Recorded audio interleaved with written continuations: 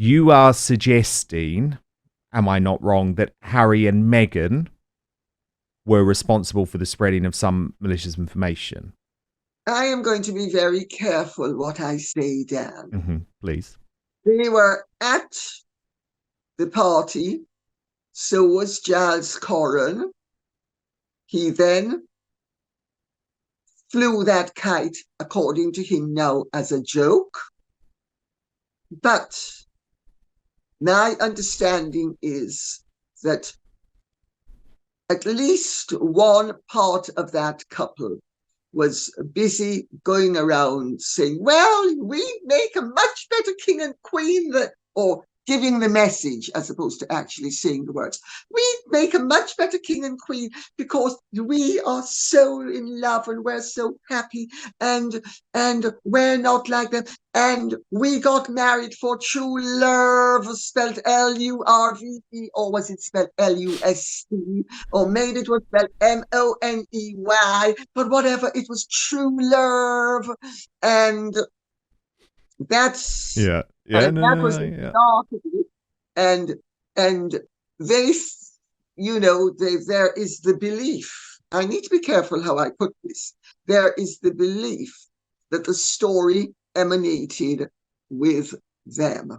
Now, Lady C, just want to show you a little bit of the extraordinary video that we received earlier this week from Catherine, the Princess of Wales, marking the fact that she has now finished her chemotherapy treatment, even though actually she is not yet cancer-free. Watch this.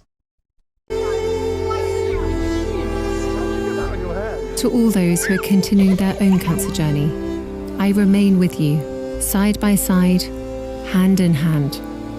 Out of darkness can come light. So let that light shine bright.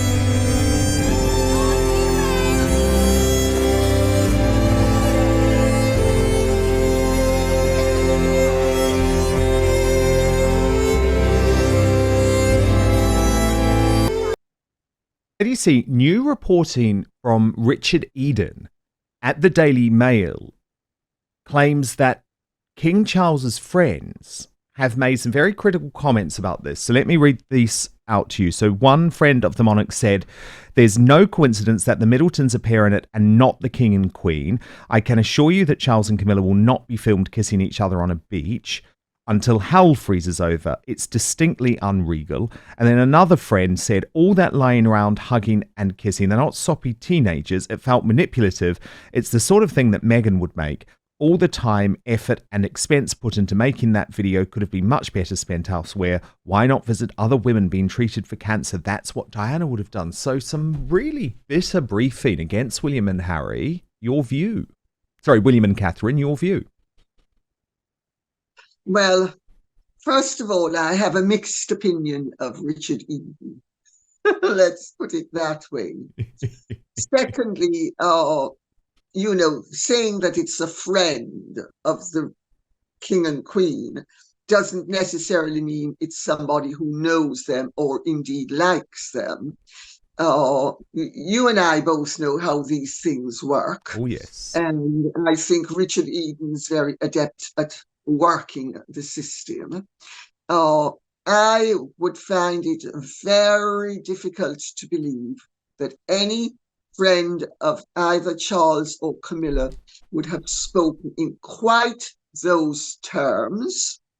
I actually, though, understand some of the sentiments behind it. And the fact of the matter is that the Waleses have obviously taken this opportunity to show the world that the Soho House chatter that began when Meghan and Harry attended the opening of Soho House in Holland about their marriage is false. So this was an opportunity and it was well taken. Also, Charles and Camilla are of my generation, and people like us don't do public displays of affection, but the younger generation does. And I do think a little, I do think, and I want to be careful how I put this. I personally think, I suppose, let's stick to what I think. I personally think that they would not have done this had there not been all of the rumours that keep on being cranked out thanks to the Sussex supporters about the marriage. And this, I think, this was a demonstration of how genuinely affectionate they are. Now, one of my oldest friends' son nearly married one of the Middleton girls. And so I know what the Middleton girls were like from they were very young. And Catherine has always been very loving, very affectionate, very even-tempered. She's not the life and soul of the party, but she's a really sweet person and very intelligent. So I think what we're seeing is actually what is really there. It's not a fabrication, but I don't think they'd have done it had there not been all of the stories emanating from the Sussex supporters. Let's put it like that. And I think it was a perfectly reasonable thing to do. And obviously, to compare them to Charles and Camilla is ludicrous, because there are no stories about Charles and Camilla's marriage the way there are about William's and Catherine's. And let's face facts, Richard Eden is a gossip columnist, and gossip columnists really have been since the 1970s. They're not like social columnists. Social columnists used to be very positive in this country, but gossip columnists, starting with Nigel Dempster, and, you know, in the finest tradition, I mean, Richard Eden's a pussycat compared to Nigel Dempster, but he can be quite the bitch as well.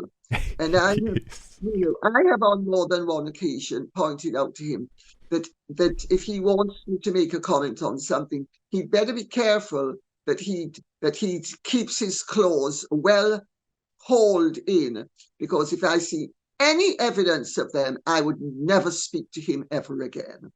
And I mean, I'm sure he's a perfectly okay person, but you know, he is a gossip columnist, and gossip columnists are gossip columnists. But first, guys, you know this is the best time of year, and girls too. Football is back. We're talking Premier League in the UK and in the US. It's NFL Sundays and college football Saturdays. With that comes the glorious grind of fantasy football lineups, which is where You're in a Manager comes alive, setting the perfect fantasy roster, screaming at your TV and making last-minute waiver moves that either make you a hero or the guy everyone ridicules in the chat group. But listen, while you're over here making sure your fantasy team is dialed in, don't let your personal grooming become the guy that gets left off the bench. Because let's be honest, no one wants to fumble their grooming routine, and that's where Manscaped's Performance Package 5.0 Ultra comes in, acting as your all-in-one grooming playbook. From keeping things sharp down below with the Lawnmower 5.0 Ultra to take care of those rogue nose and ear hairs with the Weed Whacker 2.0, this is the lineup that will keep you looking and feeling like a champ on and off the field. It will help you feel clean, confident, and ready to dominate your fantasy league. The Lawnmower 5.0 Ultra Groin and Body Hair Trimmer is the franchise player of your grooming roster. With precise trimming capabilities, it's reliable, efficient, and gets the job done without fumbling. Whether it's for date night, a weekend tailgate, or just everyday grooming, this is the tool you want on your squad. No one wants a surprise ear or nose hair making a guest appearance on game day. The Weed Whacker 2.0 handles those details like a pro, keeping you neat and ready to go. No missed tackles in your grooming gang. The Performance Package 5.0 Ultra doesn't stop at grooming essentials. It also comes today with 2 free gifts: the Boxers 2.0 Midnight Bravo and the Shed 2.0 Toiletry Bag. Premium gear to ensure you're always ready for action, whether at home or on the road. So join the over 10 million men worldwide who trust Manscaped and get ready for kickoff by heading over to manscaped.com. Use the code Outspoken today at checkout for 20% off and free shipping. Shipping, sorry. Trust me, you'll be drafting the real MVP of grooming this season. So let me repeat, www.manscaped.com, 20% off and free shipping with the code Outspoken. Stay on top of your grooming game and be ready for anything the season throws your way. Yeah, I've had very mixed experiences with him too, which I won't go into today. But I did just want you to elaborate on one thing, Lady C, because it's something that has circulated for a long time, and you raised it earlier, but some people might not know what you're referring to. So you spoke about this Soho House. It was Soho House Amsterdam, wasn't it? I believe. Yes. I think the opening of Soho House Amsterdam. And you are suggesting, am I not wrong, that Harry and Meghan were responsible for the spreading of some malicious information? I am going to be very careful what I say, Dan. Please. They were at the party, so was Giles Corran. He then flew that kite, according to him now, as a joke. But my understanding is that at least one part of that couple was busy going around saying, well, we make a much better king and queen, or giving the message as opposed to actually saying the words. We make a much better king and queen because we are so in love and we're so happy and we're not like them. And we got married for true love, spelled L-U-R-V-E, or was it spelled L-U-S-T, or maybe it was spelled M-O-N-E-Y, but whatever, it was true love. And that's yeah. And they,